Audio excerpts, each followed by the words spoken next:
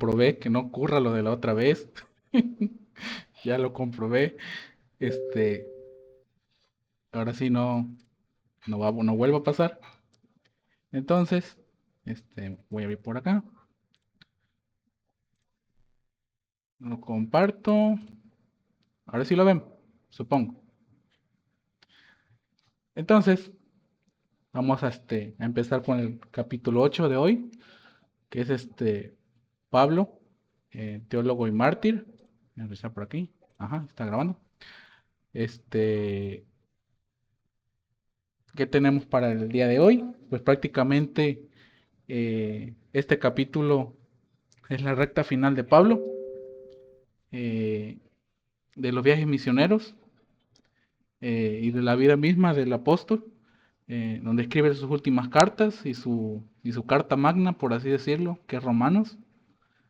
Sigue enfrentando continuos motines contra él por parte de los judíos y viajes peligrosos además por mar hasta llegar a Roma, que es ahí donde termina su carrera.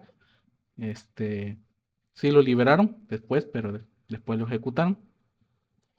Y justamente las últimas cartas que él escribió fueron a Timoteo, eh, que fue como termina aquí la vida del apóstol. Y pues vamos a ver cómo, a la par de la vida del apóstol Pablo, también cómo se desarrolla la iglesia cristiana. Entonces, ya para empezar, voy a ponerle aquí pantalla completa, perdón, se me olvidó. Para empezar, tenemos la situación de los creyentes en ese entonces, principalmente en Roma, pero tenían algo que los judeocristianos, los cristianos judíos y los cristianos gentiles, eh, al ver cómo continuamente Pablo no caía bien en las sinagogas, eh, no creyeron, no encontraban ninguna razón suficiente para integrarse en comunidad, o sea, en las iglesias, como las demás iglesias que vimos las clases pasadas. Entonces lo que pasaba era eh, que se apegaban demasiado a la Torah o eran selectivos con los mandamientos, es decir, parecían a Marción, que recortaba el Nuevo Testamento, y obtenían sus reglas de fuentes de vida, sus reglas de vida de fuentes distintas. Ahí puede entrar prácticamente el gnosticismo, no fue el único, ¿verdad? Hay más movimientos menores, pero el que más característico es el gnóstico ahí. Entonces, ya con eso, eh, pasamos que en esa necesidad, en Pablo, a la hora de escribir sus cartas, ya lo vimos desde la semana pasada, surge un catecismo que le llaman un catecismo mayor, o una confesión de fe, así en miniatura, en el que Dios señala que es uno, que es creador, que es providente, eh, provee todo el mundo, es juez, pero también legislador o defensor. Jesús, que es Hijo de Dios, muerto por los pecadores y resucitado para vida eterna. Y tenemos al Espíritu Santo, que es este, fuente de dones para los creyentes, consolador y ayudador. Eso era básicamente la mini confesión de fe. No era ni siquiera, era como un credo, eh, prácticamente, pero en chiquito. Pero fue lo que teníamos para ese entonces. Entonces, de esto surgen dos ideas principales de en Pablo, de la justificación de fe a todo por la fe, a todo el que cree, a todo el creyente, y la necesidad de una vida comunitaria que permitiera obedecer al Espíritu Santo en medio de los creyentes y también fortalecerlos. Entonces nos dice que por lo tanto una comunidad constituida era consecuencia indispensable de la aceptación individual de la justificación, o sea, de la fe. Entonces, aquí ya estamos viendo que la fe no solamente se vivía en lo solitario, tenía necesariamente que resultar en que hubiera una congregación conformada, como las iglesias de ese entonces. Eh, la otra vez, como me acuerdo que la otra vez se estaba comentando a alguien que pues quiere buscar sus respuestas por sí solo y pues no va a la iglesia, pues ya saben quién es, ¿verdad? Pues no lo voy a decir, pero aquí claramente lo podemos ver que la fe conlleva que haya una comunidad, no es algo inseparable, algo indivisible, y desde aquí ya lo estamos viendo que siempre fue así y no ha cambiado hasta el día de hoy. Entonces, pasamos a la carta a los romanos, que es lo que le dije en la carta magna eh, de Pablo, que la tenemos hacia el 57, 58 después de Cristo, que es donde hace esta exposición de este catecismo que le mencioné hace ratito. Y curiosamente dice, a todos los que están en Roma, porque no había una iglesia conformada. Era todos los que estaban, o sea, estaban pues desperdigados, digamos así. No había una iglesia como la encontrábamos en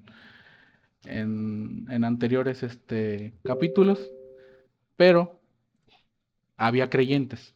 Eso era lo que importaba. Había creyentes en Roma, no conformados, pero había creyentes. Entonces, nos dice el autor que uno de los objetivos, bueno, el autor considera que el primer objetivo fue obtener este apoyo. eh, Al escribir la carta a los romanos, uno de los objetivos era pedir apoyo para continuar su viaje a España, que al final lo vamos a ver. Pero a mí el que más se me hace más importante era que trataba de convencer a los creyentes a conformarse en una comunidad, en una iglesia formal. Nos dice que la situación en Roma, dice que había diversos grupos cristianos ligados a las sinagogas, pero en distintos barrios, es decir, y dice que no tenía mucha relación entre sí, es decir, había grupitos de cristianos que tenían sus relaciones particulares con las sinagogas, pero no había relaciones entre sí. Entonces ya vemos desde el fondo cómo estaba, se puede llamarse dividida la iglesia en Roma, y por esa razón no tenían esa cohesión o unidad como sí la tenían otras iglesias.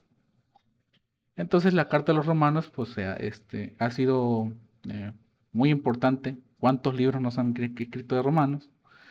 Pero el autor nos da dos ejemplos, desde Agustín de Hipona hasta el famoso teólogo Karl Barth.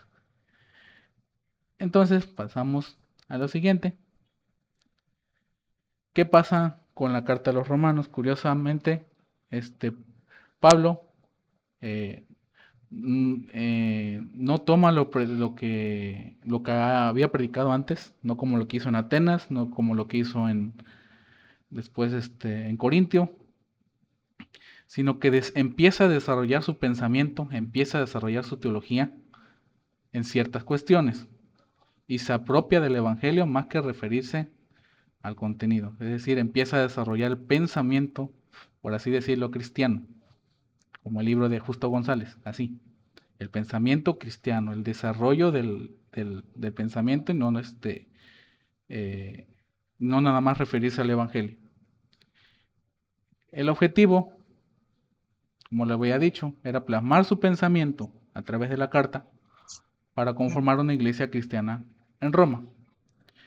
Entonces, eh, lo que tenemos es que en Roma, nos dice esto más adelantito el libro, que no se llega a conformar una iglesia formal y organizada hasta después del 64 después del Cristo, pasada la persecución de Nerón.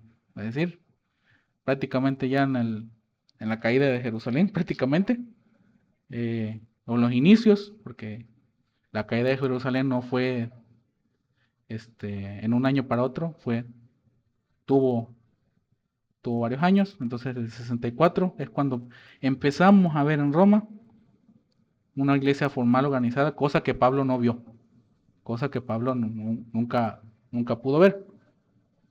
Entonces, el autor nos hace un análisis, considero que esto es lo más importante, de los capítulos 1 al 3 de Romanos, que es la decomposición moral, el mundo pagano. El capítulo 8 nos vuelve a insistir la iglesia, que es la llave de la vida cristiana, donde los creyentes mediante la oración encuentran fortaleza y dirección del Espíritu Santo. Para mí, esta en particular, el capítulo 8, o de la iglesia, es para mí, ahora sí, la punta de lanza. Después tenemos en los capítulos 9 al 11, donde Pablo dice que descarta un rechazo definitivo de Israel por parte de Dios, sino una ceguera espiritual temporal para dar paso a los gentiles. Y de ahí más adelante nos da la necesidad de tolerancia entre los fuertes y los débiles espirituales,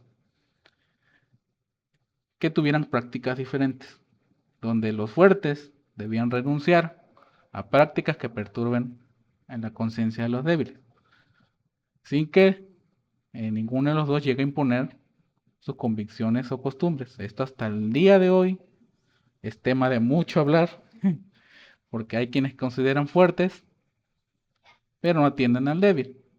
Y el débil quiere imponer cosas al fuerte. Entonces, este punto en particular hasta el día de hoy lo seguimos abordando. Entonces, que no falten de mencionar que en esta última recta final de Pablo llega a escribir más cartas a los colosenses, por ejemplo, en la iglesia que nunca visitó Pablo, Efesios, Primera, Segunda de Tesalonicenses, Filipenses, Tito, Filemón y Primera, Segunda de Timoteo, que fueron sus cartas finales. Aquí nos dice al principio del libro que las cartas que hacía Pablo era principalmente para defenderse de acusaciones, pero también para darle indicaciones particulares a cada una de las iglesias, por cosas que le avisaban de sus miembros, por situaciones que se daban. Entonces, principalmente eran cartas que respondían a situaciones urgentes en cada una de las iglesias, incluyendo acusaciones hacia la persona de Pablo. Por eso es que en esta etapa particular hay más cartas, o Pablo llegó a escribir más cartas en la recta final. Y dime, Misa, ¿qué pasó? Misa, ¿levantaste la mano? A ver, creo que no me escucha. Ok, Misael, ¿estás pidiendo la palabra? ¿No? ¿Sí? no, creo que no. Bueno, ok. Está bien. Entonces, no quería dejar esto, porque aunque no tenemos la línea del tiempo como la teníamos antes, sí es importante mencionar que más o menos qué cartas ya en esta recta final de Pablo llegó a escribir. Como digo, eran cuestiones particulares en las iglesias, respuestas a los ataques, más que un contenido doctrinal o pensamiento cristiano como sí lo tenemos en Romanos. Entonces, tenemos ya los últimos sucesos importantes de Pablo, que justamente empieza un motín o una acusación fuerte de judíos de Asia que lo llevan ante Félix, ante Porcio Festo y al final al rey Agripa, que es justamente donde tenemos el famoso texto que nos dice: por poco y me convences de ser cristiano.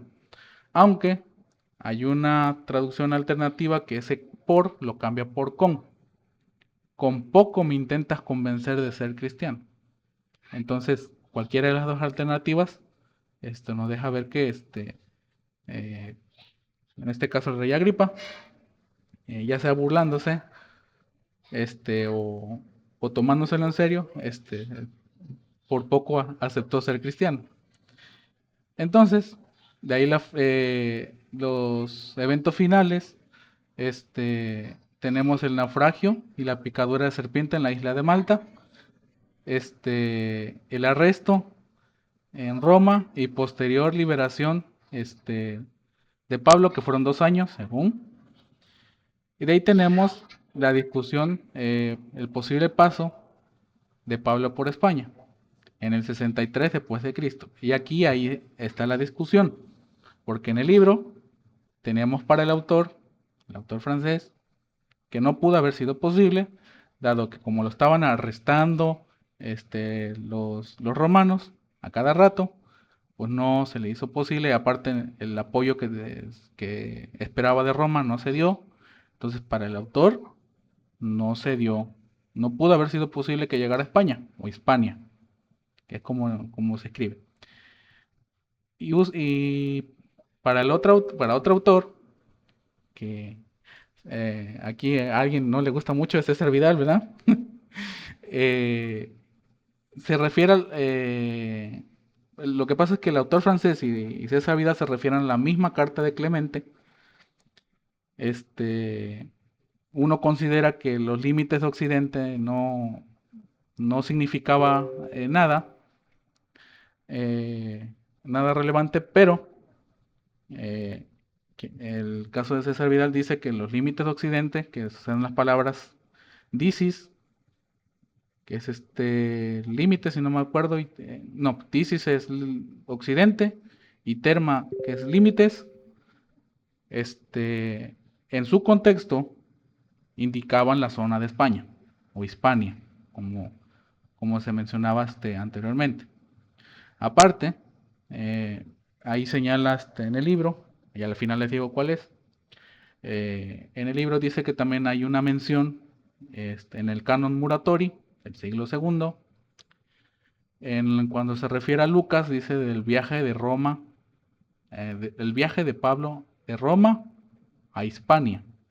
Es decir, que para César Vidal, esa mención en el canon Muratori de Lucas, que es como un prefacio, una introducción, eh, es suficiente pues, evidencia de que Pablo sí llegó a pasar por España. Y ya luego, al final, ya con esto ya hemos terminado, nos fuimos rapidito, lo vuelven a capturar, lo vuelven a capturar, pero lo que pasa hasta aquí, perdón que no lo había mencionado antes, es que cuando Pablo está en Roma, prácticamente tiene un arresto domiciliario. Estaba inmovilizado, custodiado por un soldado, podía recibir visitas, de hecho habla, al final de hecho es que de esa forma evangelizaba, hablaba con los demás, pero era prácticamente en un solo lugar, lo tenían en un solo lugar, custodiado. Pero desde ahí nunca dejó de ser su labor misionera. Entonces, tenemos esa famosa frase en Timoteo, que ya se sabía, pues ahora sí Pablo ya se sabía muerto, y por eso Dios dice, he peleado la buena batalla, he acabado la carrera y he guardado la fe. Ya con esto prácticamente Pablo se termina despidiendo de Timoteo, porque ya sabía que su ejecución estaba cerca. Eh, y con esto pues termina eh, la vida de Pablo como evangelista, como misionero, y deja cuestiones pendientes. Deja cuestiones pendientes que ahorita lo vamos a ver en la conclusión.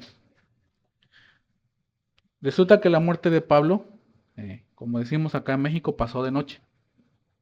No hubo ningún revuelo, nadie se acordaba de él, y nos dice que no fue hasta el siglo cuarto que la comunidad cristiana, mediante, me parece que las artes, la pintura, según no mal recuerdo, fue que se empieza a acordar de Pablo, ponerlo como una importancia igual a la de Pedro, pero en las artes. Entonces, con esto, el último tramo de la vida de Pablo se caracterizó por los continuos arrestos, ahora sí, de los romanos, a causa de los motines que armaban los judíos, y lo inmovilizaban para continuar su labor misionera. Entonces eso provocó también, ante los ataques que recibía en las otras iglesias y cuestiones particulares de cada iglesia, que empezara a hacer más uso de las epístolas o de las cartas que tenemos en la Biblia. Y aquí está el problema que deja, eh, si se puede decir, Pablo, que las iglesias fundadas por Pablo estaban corriendo el riesgo de caer en manos de falsos apóstoles y herejías. Además que sus cartas, según el autor, eran poco conocidas en las iglesias, es decir, no tenían la difusión que deberían de tener. Entonces, con esto, con esta, por así, problemática, que por más que Pablo se esforzó ahora sí, en cubrir todos los flancos que pudo, pues sí, nos dice el autor del libro que deja las iglesias, sobre todo las que están fundadas por Pablo, en un poco de incertidumbre. Y más, porque el siguiente capítulo, justamente, pues viene la caída de Jerusalén. Entonces, vamos a ver si en el siguiente capítulo, si esto va para bien o no tanto. Entonces, pues ya, pues ya terminamos. No sé si quieren agregar algo más. Hasta aquí, hasta aquí fue todo. Fue rapidito, pero bueno, no sé si quieran agregar algo más. Sí, yo quiero decir algunas cosas más. Ujú. Sí. Estuvo muy bien la síntesis y todo del capítulo, un capítulo corto en general, pero creo que hay bastantes cosas que decir y que analizar del capítulo. Yo quisiera Ujú. tomar un poco el tema de Roma, porque es un tema que nosotros que estamos como enfrentados de pronto o que tenemos mucho contacto con la apologética contra Roma, es una carta que yo siempre juego en el decir, ¿no? Que la iglesia comenzó cuando Cristo dijo, te entrego las llaves, y que comenzó con Pedro, que el primer papa. Y claro, posteriormente ellos se lo atribuyen a Roma, ¿no? Pues Roma es la primera comunidad. Incluso algunos se atreven a decir que la carta a los romanos es dirigida a la Iglesia Católica, Católica Apostólica Romana. Pero en el desarrollo del cristianismo nosotros podemos observar, especialmente en lo que señalaba aquí el libro, que la comunidad en Roma era una comunidad bastante pequeña y dispersa entre ellos. No era como la comunidad romana donde llegaban y estaban todos unidos y tenían una congregación. No era así. La comunidad romana fue establecida primero por pequeños grupos o pequeñas comunidades de casas. En cada casa podríamos decir que hablamos de comunidad. A veces nosotros cuando pensamos en comunidad pensamos en un grupo grande, pero no, cuando se habla de comunidades son pequeñas comunidades que se reunían en una casa.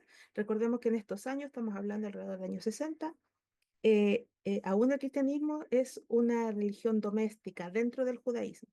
Entonces, al hablar de Roma, estamos hablando que se formó, de hecho, ni siquiera fue fundada por un apóstol la comunidad de Roma, sino que surgió prácticamente de forma espontánea, producto de estos cristianos, judíos y gentiles que venían huyendo tanto de la persecución judía como de ciertas persecuciones romanas, ¿ya?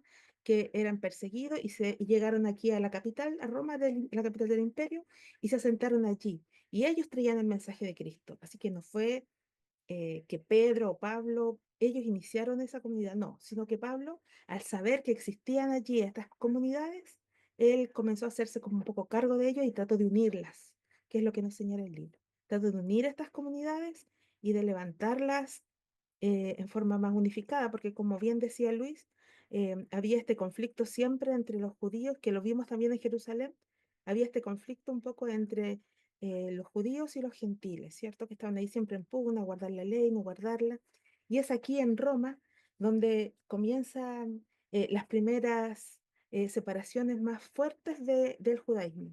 Lo que pasa es que Roma tiene una característica especial que la hace distinta a otras comunidades y es ser la capital del imperio y por sobre todo porque fueron los que más sufrieron persecución. El martirio más fuerte del cristianismo fue a la comunidad en Roma, la comunidad cristiana en Roma y por eso es emblemática para el cristianismo. Y bueno, de eso se hizo después cuando el cristianismo comienza a institucionalizarse, especialmente después del siglo IV. eh, Cuando ya se convierte en religión oficial del imperio con Teodosio, es ahí donde toma este valor político, pero en este momento Roma es una comunidad incipiente, débil, frágil, a la que el apóstol Pablo trata de unir. Y ese es como lo que quería señalar. Entonces, para que cuando de pronto nos enfrentemos con alguien que nos diga, no, Roma empezó prácticamente como que tienen papa desde el año 30, desde que Cristo, del 33, cuando Cristo resucitó y lo estableció, y que desde ellos tienen papa, eso no es así. De hecho, ni siquiera tenían obispo.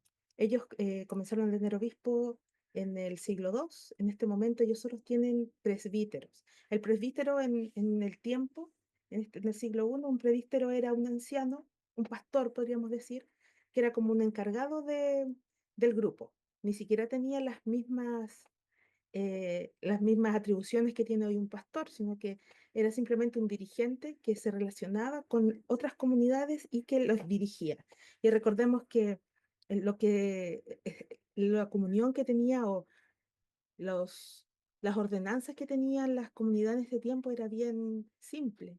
Era cena, oración y palabra. Eso es lo que tenía. Y en la máxima distinción del bautismo.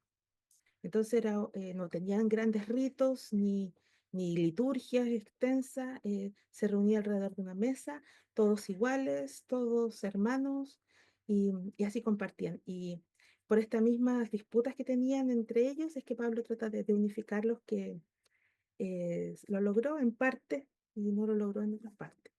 Y no sé si alguien más quiere decir algo de esto o de otra parte del libro. Les cedo la palabra. Yo igual quiero decir otra cosa, pero quiero darle la oportunidad a otros hermanos primero. Dale, Gabito. Luis, yo tengo una pregunta con respecto a eso. O sea, todo esto sucedió durante el siglo I, ¿no? Ujú. Sí, la vida de Pablo. Ujú. Sí, Pablo muere alrededor del 68, 66, 68. Sí, sí, Mm, antes de la destrucción del templo de Jerusalén. Ujú. No sé si tengan alguna otra duda, otro comentario, pues porque, ¿no? Bueno, pues ya por Entonces voy mí, a seguir yo. sí, dele, sí, dele. A ver, No sé, ¿quién? alguien. Ah, ya están. Ahí todavía hay A ver, alguien más. Gabito. no, no, vale. Ah, dale. Mano, vale, dele. Ok, es que le estoy quitando aquí el... Ah, disculpa, es que... Sí, Bien. está bien. Ah, bien, respecto a lo que hablabas de, de Pablo en España, mi pregunta es, los católicos romanos, ¿ellos cómo explican este viaje o que llegó a España? Ellos muestran una evidencia de que estuvo ya que estás mencionando que Pablo, pues, no solo viajaba, sino que fundaba o plantaba de alguna manera comunidades. Eh, ¿Hay una evidencia de eso?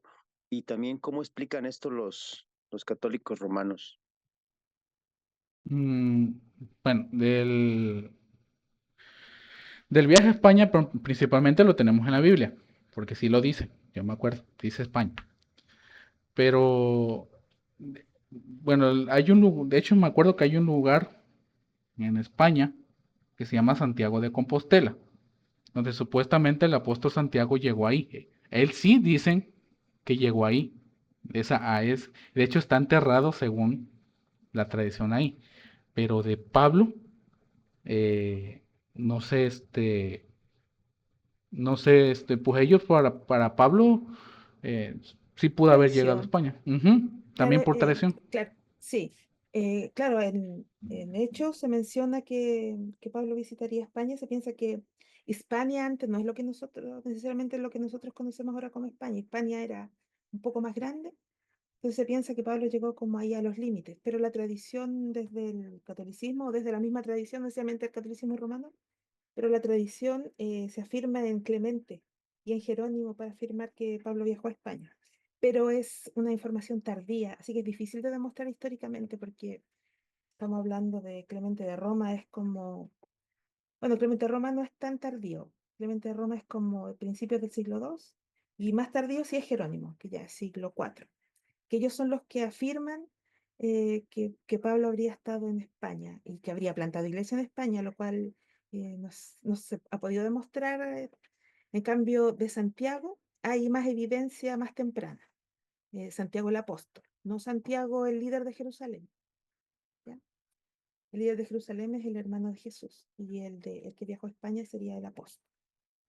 Em, es por tradición solamente. Recordemos que nosotros tenemos por un lado la historia de la iglesia, que es a través de la metodología historiográfica, pero tenemos también la historia eclesiástica que tiene que ver con las tradiciones. ¿Ya? Y el católico suele apelar a las tradiciones eclesiásticas como historia, pero no lo es tradición. Y la tradición no siempre se puede demostrar históricamente. Entonces incluso algunos se atreven a decir que es tradición oral, aunque no es tradición oral, pero es tradición, po, es tradición. La tradición siempre tiene su dejo más de leyenda que de historia, pero el católico la defiende a través de la historia eclesiástica o de la tradición. Eso. Ahora sigues tú, Javito. A ver. Justo que Kat mencionaba esto, yo estaba leyendo Historia del Cristianismo de Justo González y veo que en el tema de la sucesión apostólica empezó con los gnósticos. Ujú. Entonces, la iglesia, ¿no? Como respuesta a esto, pues lo que hizo fue definir básicamente lo que se conoce como sucesión, y que ellos respondieron ante eso con que realmente la sucesión que ellos tenían son la doctrina de los apóstoles, la doctrina de los apóstoles, como una respuesta a los gnósticos, básicamente. Pero lo que me parece curioso es que la idea de sucesión empezó con los gnósticos. Sí, así Bueno, es. como muchas ideas del catolicismo romano que son muy gnósticas, muchas de ellas lo son. Todo esto de el celibato, la virginidad perpetua, todos tienen su base en el gnosticismo y la sucesión apostólica, como bien dice Gabriel también. Claro, y la sucesión apostólica que se da o que defienden los padres apologistas es apologética, no es doctrinal, es una defensa, es decir, no, decirle a los gnósticos, no, ustedes no tienen una sucesión real, sino que la sucesión apostólica es a través de las enseñanzas y la permanencia de la doctrina desde los apóstoles. Esa es como bien dice Gabriel, el sentido de la sucesión, que posteriormente, ya siglos 7 8 más bien prácticamente desde que se quiere imponer el papado y se quiere imponer la primacía papal de Roma, es ahí donde se vuelve a apelar a esto que los padres dijeron alguna vez, pero en otro sentido. Y ellos lo toman como autoridad, ¿no? Como sucesión para legitimar la primacía romana. Más que, aunque dicen, ellos señalan de que también las otras iglesias, los otros patriarcados tienen sucesión apostólica, pero de otros apóstoles, en cambio, Pedro es el apóstol. ¿Ya? Y digamos, tipo de obsesión por ser los principales de Pedro, y porque Pedro estaba en Roma, eh, como les decía yo, tiene esta connotación un poco legendaria de que el martirio tanto de Pedro como de Pablo fue en Roma. Y desde allí se tomó como que ellos eran los líderes de la comunidad en Roma, pero no lo fueron. No en el sentido de que ellos la fundaron, no en ese sentido. En el sentido del martirio, sí.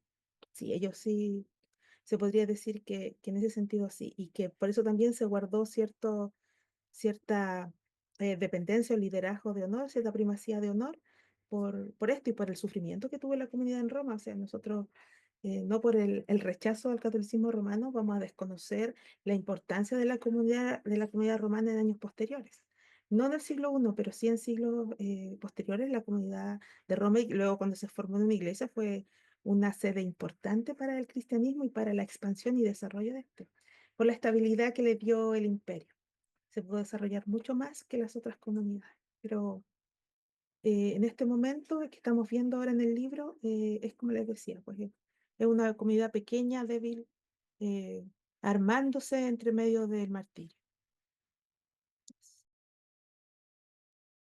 Ok. ¿Al- ¿Alguna otra cosa más? Ya nos vamos. Y Yo que todavía tengo cosas que decir. No, usted dile, o sea, ¿Quería decir? ¿Alguien iba a hablar? No, adelante. creo que Ah, ok.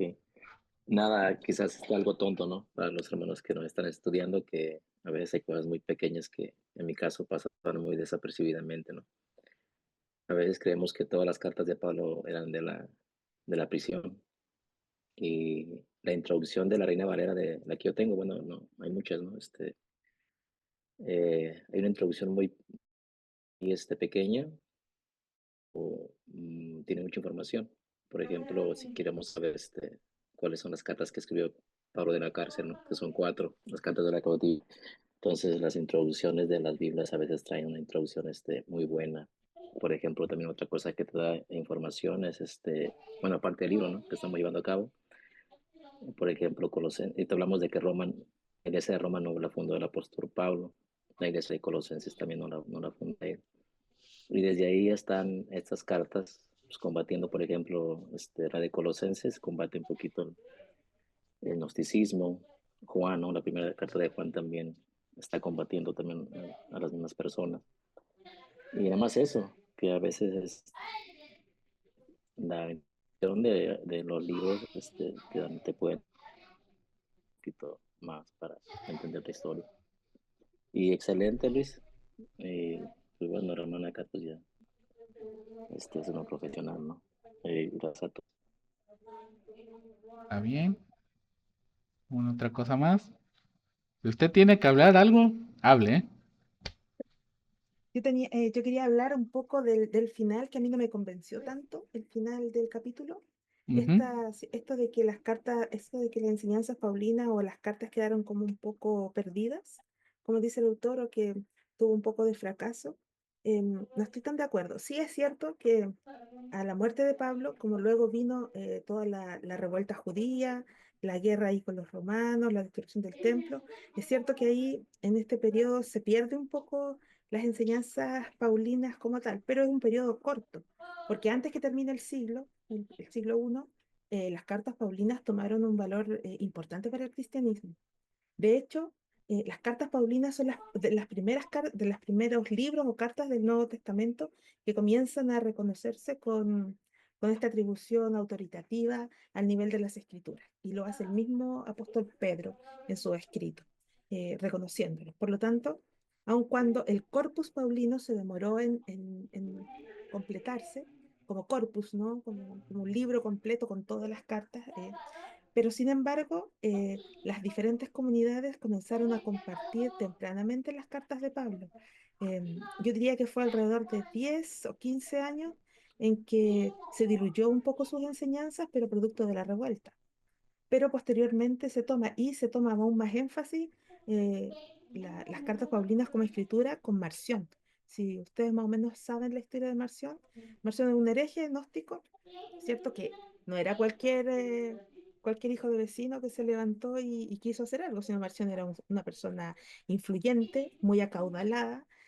De hecho, tuvo que haber tenido mucho dinero para hacer todo lo que hizo. Él comenzó un grupo creyendo un poco en el cristianismo, pero mezclándolo con sus ideas gnósticas. Rechazó el Antiguo Testamento, decía que el Dios del Antiguo Testamento era el demiurgo, que era esta especie de monstruo que mataba y devoraba gente.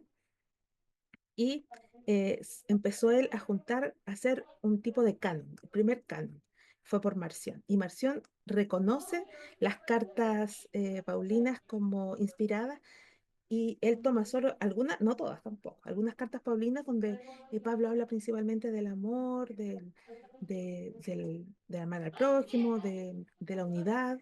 Junta estas cartas y él las muestra como que esta es la verdadera palabra de Dios, rechazando lo demás. Y es ahí cuando las cartas paulinas toman más énfasis y la iglesia comienza por rechazar a Marción, es que comienza ya a establecer un canon y donde las cartas paulinas comienzan a ser mayormente recopiladas. ¿Ya? Esto no fue por mandato de Damaso, sino que ya lo vemos desde el documento Muratori, que es a principios del siglo II, mediados del siglo II, donde ya tenemos este corpus paulino. Así que, si bien el autor hace como mucho énfasis en que un tipo de fracaso de Pablo, el fracaso yo lo veo en Pablo en el sentido de que su muerte fue solitaria, porque la iglesia en Roma estaba muy dispersa y la misma causa de la persecución y estaba en Roma. Pero aun cuando físicamente la iglesia no apoyó tanto a Pablo, de hecho, nosotros cuando leemos algunas de las cartas, Pablo cuando pide, por ejemplo, a los rollos que le traigan su capote, que era como era porque y él mismo lo dice, que está solo, ¿cierto? Pero aún después de la muerte de Pablo y los años posteriores, la teología paulina toma mucho énfasis. Y como dijo Luis, la tomó teólogos tan importantes como Agustín de Hipona o Karl Barth, que vendría a ser el teólogo más importante del siglo XX. Así que eso yo difiero un poco con el autor. Sí, con el respeto que me merece, ¿no? Y desde mi posición súper humilde desde aquí, pero yo difiero en ese sentido un poco con decir que fue un fracaso, que las cartas Paulinas o que su teología se diluyó en ese tiempo. Aunque tal vez él después lo retome, después de la crisis del año 70 tal vez lo retome lo que sucedieron con las cartas, pero eh, las cartas Paulinas fueron fundamentales para la expansión del cristianismo doctrinalmente. Como le decía yo la sesión anterior, Pablo fue el primer teólogo sistemático, ya que toma las enseñanzas de Cristo y las sistematiza en doctrina. Así que eso. No sé si alguien más tiene una opinión. Gabito, Gabito. Bueno, Bueno, ahora que Kat mencionó a Damaso, me hizo acordar el típico argumento del cura Vaca, ¿no? Que dice, Damaso hizo la Biblia. No, eso se responde de manera fácil. La iglesia reconoció el canon, no determinó el canon. Eso nomás. sí. Mano Isra, dígame. Hola, buenas noches. Buenas noches. Eh, yo, bueno, me estaba acordando que en alguna parte del libro, creo que al final de ese capítulo, habla, me llamó mucho la atención porque por lo general paso por alto las partes en que parece que que el autor está sesgado, pero esta vez me pareció que era como demasiado evidente. Eh, hay una parte donde habla de que el autor de Hechos narra con todo detalle el viaje de Pablo desde Cesarea a Roma y que lo muestra como una persona súper fuerte, capaz de enfrentar cualquier tipo de problema y que esta narración parece más bien como la imitación de otros estilos literarios, de narraciones de la época. Y me llamó la atención porque no da ningún argumento para decir que realmente sea una imitación y luego incluso dice de que el documento de hecho es importante porque eh, aparecen registradas las técnicas de navegación y luego pone en segundo lugar lo que pasó con Pablo. Me dio mucha risa eso, pero mi pregunta va para Luis, Kat, bueno, quien sepa. ¿Existe realmente eh, no sé, algún motivo, argumento para pensar de que se estaba imitando, copiando algún otro tipo de narración? Mm, Em, sí, no. Lo que pasa es que nosotros tenemos que sacarnos un poco ese, esa comprensión que tenemos de la historia, porque nosotros pensamos en términos cientifistas, ¿no? Porque nosotros somos parte de una cultura más científica y nosotros pensamos en la realidad en relación al método científico, pero hechos no es así. Entonces, cuando nosotros le aplicamos más epistemología a hechos, ¿y qué es lo que hace el autor? Lo que pasa es que el autor aplica el dato duro y no hace la reflexión teológica, por eso que a veces nos choca un poco. Hechos es un libro histórico, sí, pero también está influenciado por la composición de la época, porque pensemos que los destinatarios inmediatos eran personas del siglo I, las personas del siglo I y sobre todo de habla griega. Entonces, las personas del siglo estaban acostumbradas a otro tipo de relatos. Entonces sí se usa en cierto sentido el estilo de algunos componentes griegos. Por eso que a veces el autor dice que esto parece más una epopeya. Por ejemplo, eso de la fortaleza de Pablo, como tipo como un héroe griego. Sí, lo utiliza un poco el autor. El autor no usa metodologías, Lucas no usa la metodología historiográfica para escribir, tampoco usa la crónica, él usa un estilo literario que eh, es describir los hechos, hacer una recopilación de los hechos, describirlo y utilizar un estilo un poco mixto, es el que usa Lucas en Hechos. A veces teológico, otras veces histórico, otras veces más descriptivo, a veces hace más un tipo de análisis. Así que sí, el autor tiene un poco de razón en ese sentido, que a veces usa como para exaltar, no es que sea mentira que Pablo fuese así, ¿no? O que esté mintiendo Lucas, o que el autor esté diciendo que mentía, sino que se usa ese estilo para resaltar teológicamente lo que era Pablo. Pablo era un gran hombre de Dios, con una fortaleza indescriptible para nosotros hoy como cristianos, pero no era como no era como físicamente como la realidad realmente era, sino que esa es una descripción más desde lo espiritual o teológico que hace Hechos. Por eso que el autor dice lo que dice.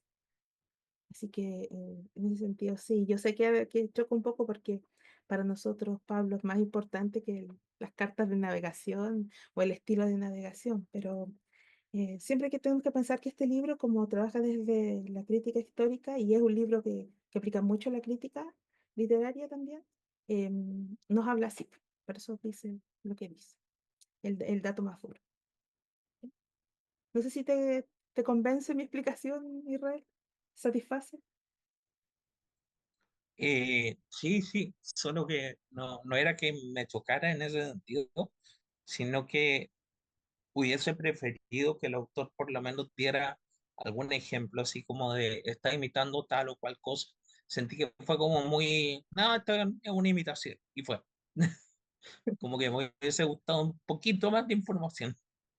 Ah, claro, es que tal vez parte como que, como que el lector estuviese familiarizado con el texto, puede ser, con el estilo. Pero sí, tal vez sí, po. Tendríamos que buscar nosotros la referencia. Claro, pero sí, me respondiste. Muchas gracias. También está la otra, hermano Israel, no sé, hermana Kat, donde se cree que Pablo también le hacían sus cartas, por ejemplo, Romanos 16:22, ¿no? Donde está Ah, sí, es cierto. Tercio diciendo, yo escribí la epístola o saludo en el Señor. Sí, y Y de ahí se desprende el que se pensara que el aguijón de la carne de Pablo era la vista, ¿no? Que tenía problemas de sí, visión. Por ejemplo, cuando él dice, os escribo con grandes letras, que era porque él ya casi no veía y escribía con letras muy exacto, que le grandes. ayudaban. Entonces Sí, pudiera sí. ser que también los escritores ahí le pusieron su toque, ¿no? No, no sé, es una opinión, quizás. Mm, Quizás, pero creemos que es inspirado, entonces, Claro, reconociendo el estilo literario, podemos llegar más precisamente al mensaje. Vale el, está diciendo algo, Vale dice en el chat. Perdón mi ignorancia, pero todos los escritos de Pablo se dieron a conocer, o hay más escritos que él realiza en sus viajes que no son muy conocidos. Em, bueno, nosotros creemos por fe y por evidencia de la iglesia, de la historia y de la iglesia. Cuando digo la iglesia me refiero a las comunidades, ¿ah? No a el cuerpo colegiado católico romano ni a los concilios necesariamente, sino a las comunidades, al hermano de la comunidad. Todos ellos como conjunto, reconocieron las cartas paulinas como inspiradas y son las mismas que nos llegaron. Se piensa que que hay una carta a la Odisea que está perdida y me parece que también una tercera no me acuerdo si de Tesalonicense o de Corintios que podría estar perdida, pero es, son solo especulaciones porque como no se tienen, se piensa porque cuando Pablo les pide a los tesalonicenses que compartan su carta con la comunidad de la Odisea, es probable que la Odisea haya tenido una carta que no nos llegó. Así que sí, sí, vale, es posible. A lo mejor el pastor sabe algo más de eso, no sé.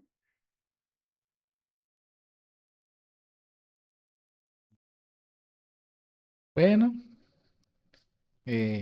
ya no hay ninguna otra pregunta.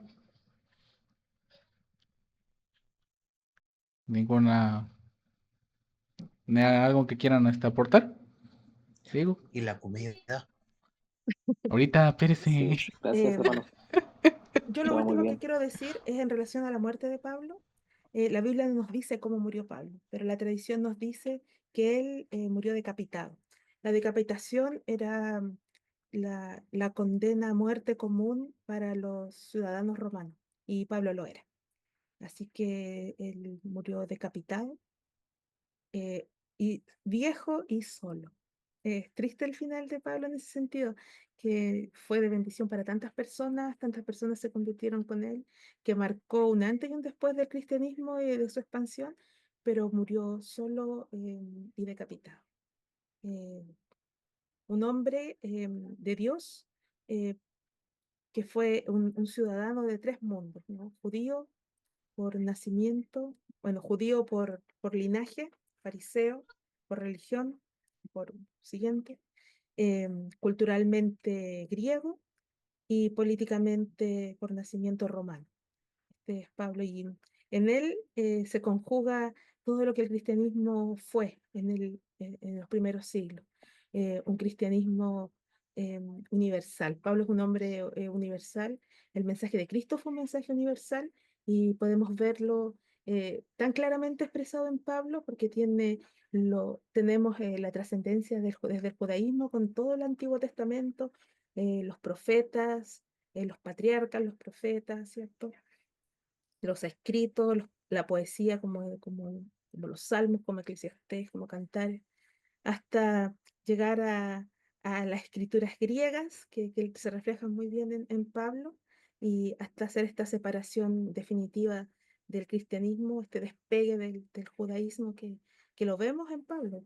Esta lucha que tuvo siempre Pablo contra los judaizantes, incluso contra el mismo Santiago, que era el papa de la época. Él fue lo que el cristianismo después de él comenzó a hacer. Una religión con su propia identidad, desprendida totalmente del judaísmo. Y ese es Pablo. Si pudiésemos marcarlo de alguna forma, podríamos decir que Pablo fue el patriarca, más que apóstol, fue el patriarca del Nuevo Testamento. Eh, Pablo es una figura importantísima para nosotros, un hombre que Dios lo usó grandemente. Hasta el día de hoy su teología permanece en nosotros y la palabra de Dios se extiende con sus escritos. Por eso el mismo Lutero, cuando hace la introducción al Nuevo Testamento y hace estas comparaciones, para él Romanos es una carta sublime, por eso que trata a Santiago como la carta de Santiago como una epístola de paja, no porque fuera mala, sino que en comparación a Romanos, por ejemplo, es una carta de poco valor para él. Ese es el sentido que Lutero le aplica a esto de epístola de paja. Así que bueno. A mí me gustó mucho este capítulo porque me gusta mucho la figura de Pablo. Espero que ustedes también lo hayan disfrutado. Y la próxima semana tenemos el capítulo 9. Em, no sé si, ahí me dicen si alguien quiere hacerlo, si no lo haría yo. ¿Ya? Ahí conversamos de eso en el grupo.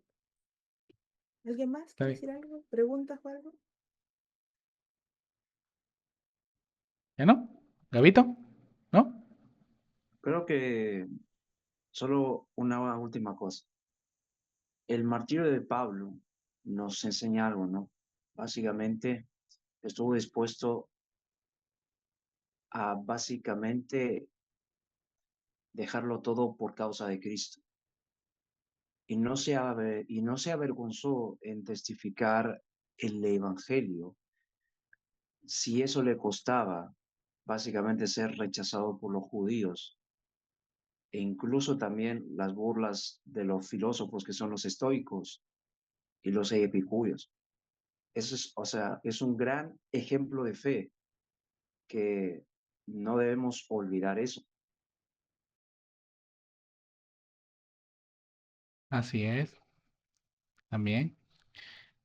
Antes de que se me olvide, les iba a mostrar el libro que usé de base para el capítulo 6 que me tocó a mí y este capítulo 8 antes de que se me olvide.